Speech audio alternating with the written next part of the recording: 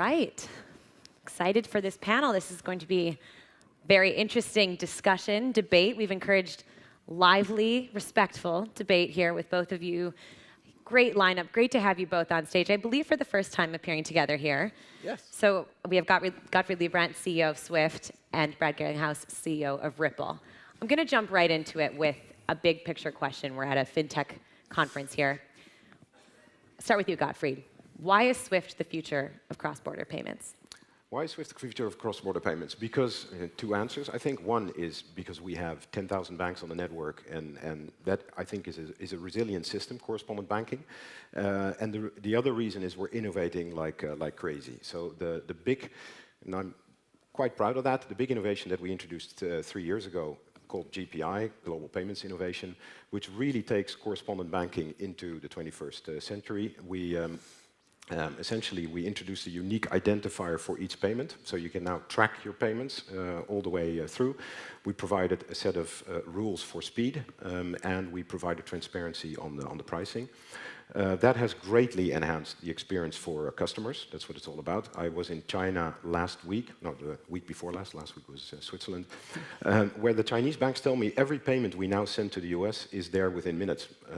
So yeah, it's nice that you have tracking, but actually now cross-border payments really has improved. The same I hear from corporates. We can now track it, it's transparent, etc. And I think the other great news is that because we already have the network, we can roll it out, make it backward compatible, etc. So we now have more than half the payments globally are on that new platform. Most of those arrive within half an hour, end-to-end, customer to customer. We've signed up about over 400 banks. All of the top 60 are on there, and we are basically looking towards general adoption in another year and a half. And then the whole of correspondent banking will be on that new platform. People will be able to track it. It will be fast, and it will be transparent.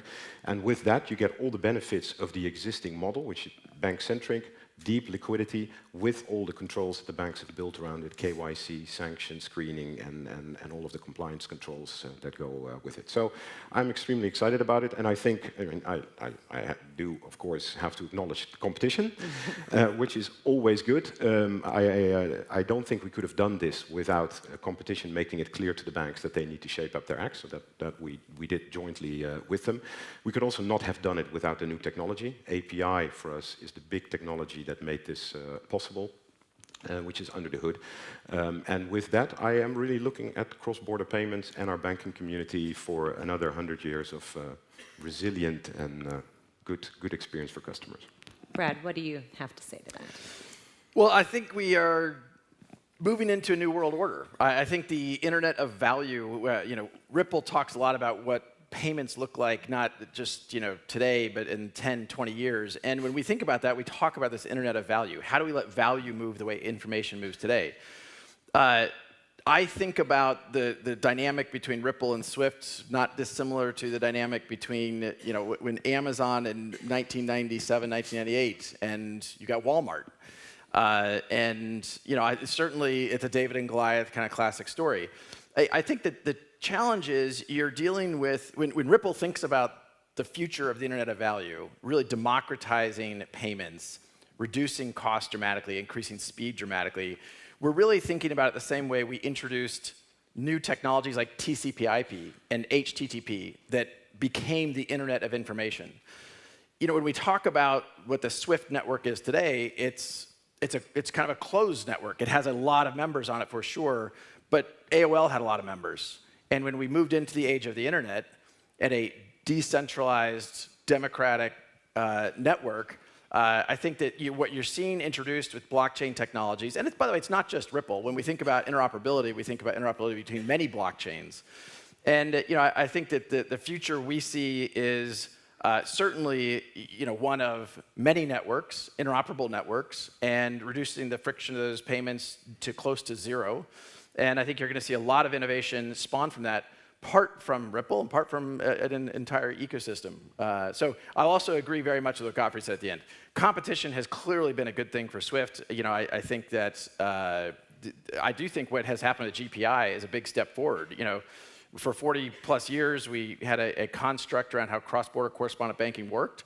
It worked, but it had a lot of limitations. We're seeing that move forward, but I think it's a step forward when you're switching from kind of, you know, if I may, horse and buggy to, you know, hey, can we make the horse and buggy go faster? Sure, but if we can actually just move to a Ferrari, let's do that.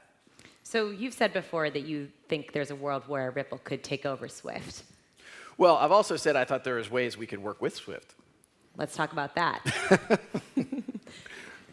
Well, I'll start that comment just by saying, look, Swift is owned, I mean, I think Gottfried, by the way, has a very challenging job. Swift is owned by the banks. It isn't a traditionally kind of construct. You have a very strong chairman, and in-house Citi kind of is an important stakeholder in that. But at the end of the day, Ripple's trying to help financial institutions and banks be successful in the future.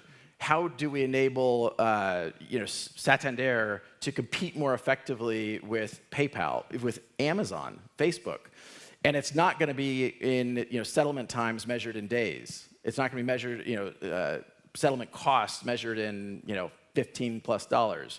So I want to see our mission in life really has been how do we help these financial institutions be successful. Those are the same financial institutions that own Swift. And so in many ways, we've thought, hey, we could work together. That hasn't played out. And I think increasingly, we are seeing more and more banks adopt Ripple's technology. And we're seeing that play out. But I have a ton of respect for what Swift has built, just to be clear. Gottfried, how do you feel about a partnership with Ripple? Well, first, we can negotiate it here. Let's do that.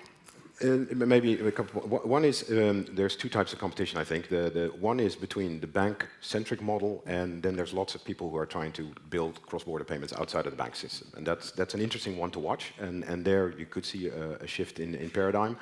I do think that there will, going forward, be a crucial role for banks. There's a reason we have banks. There's a reason they're regulated and all of that. So I don't see the role of banks going away if they innovate fast enough, which they, I think, appear to be doing. So it's the banks to lose. So from that perspective, we are on the same boat of having a bank-centric model. In terms of one of the exciting things about the new GPI platform is the fact that it is extremely interoperable and open, and we've always had links to other networks. We're going to enhance that with API access. We are announcing, I think later today, a proof of concept with R3, an R3 blockchain on trade, where you can initiate a payment on the trade platform and then it goes into GPI. So we're exploring interconnectivity with a lot of things, and banks have always been about that interconnectivity. Right now, you can, I mean, to some extent, you can already do that. If Santander is on Swift as well, so they can act as the peering point between the two new networks. So the last thing we want to be is a closed system. I think the world belongs to open systems going forward, and that's I mean, another interesting example is. In a lot of countries, we now see real-time systems emerging, domestic real-time systems, several of them on the Swift network. In Australia, they went live last year with the Australia new payment platform, real-time, domestic, that runs on our rails in Australia. And we are now working with 4 countries in Southeast Asia to interconnect the real-time systems that they have there, using GPI as the glue between them. So essentially, you go from country to country, leveraging both the domestic real-time rails and the cross-border GPI. The other thing that excites me about it is I firmly expect that within a few years, GPI will be de facto real-time cross-border. And the way that works is because now for the first time you can track your payments, we already see that banks are starting to see where the bottlenecks are. So if it doesn't arrive within minutes, they can see what's holding it up. You can also see which banks are still on batch processing and which banks have already, most of the banks have moved to real-time process. So this transparency puts more pressure on the banks to improve their speed. And by the way, it's always good to keep in mind that Swift has never been the bottleneck. We run a telco, a network that transmits the messages in seconds. It's also good to keep in mind that cross-border payments, the $10 that you mentioned, are part of that thing. A Swift message costs 3 cents at the end of the day. So we've always provided a speedy and cheap connectivity.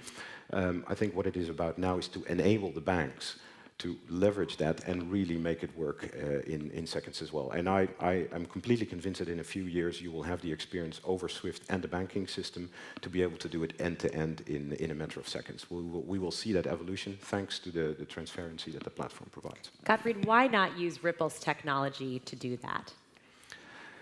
Because, well, we'll have to see. I think what we are seeing, we had a long discussion about blockchain versus API.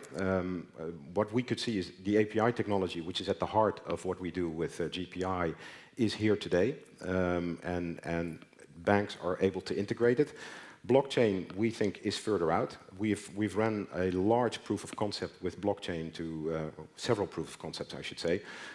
One of them to put it inside the reconciliation between banks, Nostro Vostro, the account reconciliation between banks. We had 40 banks participate in that. It was the largest hyperledger implementation outside IBM, really big. 500 bilateral relationships on the blockchain, 500 individual blockchains being run. When we evaluated it with banks, they said, yeah, it works as a proof of concept, but it's not clear to us that it's that much better than what we have today, given the migration cost. And a lot of it is about the banks themselves who have to migrate and be interoperating with that new platform. We find that for them it's much easier to integrate with APIs and what we're now offering them with GPI than it is with blockchain. So that has been our experience so far, and our 10,000 banks worldwide play a big role in that one. They have to be ready for that technology. Brad, do you want to respond as to why that might not be the case? Well, I think the Swift model. We can talk about open APIs. We can talk about open networks, but it isn't. I mean, Swift is it's a Swift-controlled API, and even I'm complimentary of what GPI has represented in terms of accelerating what has been a relatively slow process. GPI, I think, is a big step forward, but it's still there's a central database where you're querying a transaction status, and so that's a central operator. I think Gottfried said, and I agree with, decentralized systems, I think over time, as we've seen with things like TCP/IP, are likely to win, and I think that today is not what Swift is. And when we think about how to enable a transaction from a Barclays account to an M-Pesa wallet, mobile wallet, that when we think about an Internet of Value, it's not just about the banks, for sure. Yes, it's about regulated institutions, and we're certainly not trying to circumvent those things. But I think it's fundamentally kind of a different view of how the world may play out. Yeah, maybe to that, I mean, a big part of the value proposition of Ripple, I think, is the cryptocurrency, the XRP. I think that's another one worthy of debate.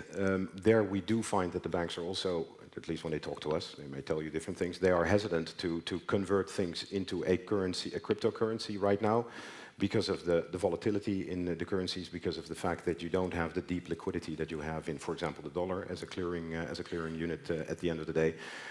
So again, when we engage banks, we don't find them ready for a model where you convert it into crypto and then convert it back, and that has to do with many things: regulation, volatility, and all the things that are being debated around crypto. But that's a whole separate debate. It's not really a separate debate, because I think there's two important things about this, and Gottfried mentioned this earlier. Swift today is a one-way messaging framework. It actually isn't a liquidity provider, right? It's Swift messaging partnered with bank liquidity. When we think about an Internet of Value, it's a mixture of two-way messaging frameworks, moving to real-time, a chatty protocol, if you will, coupled with real-time liquidity. And I hear people talk about volatility, and I feel like they're propagating misinformation. The volatility risk of fiat, volatility is just a mathematical calculation of time times volatility. If you hold fiat for, let's say, an average Swift transaction today is in the order of magnitude 2 days, that's about 180,000 seconds. An XRP transaction is 3 seconds. So if you take a low volatile asset times a long duration, fiat, or a high volatility asset versus a very, very short amount of time, it turns out mathematically there's less volatility risk in an XRP transaction than there is in a fiat transaction. The difference is you have market makers. When you do a Swift transaction, there's banks saying, there's a market maker saying, I'll lock in that rate. I'll take the volatility risk for the next 2 or 3 days. With XRP, you don't have to do that because it settles so quickly. Gottfried, this gets to a little bit more of the skepticism over cryptocurrencies, which I know is separate from Ripple, but let's just get into digital assets for a second. Where do you stand on the role of digital assets in the future of the payment system, of the banking system more broadly?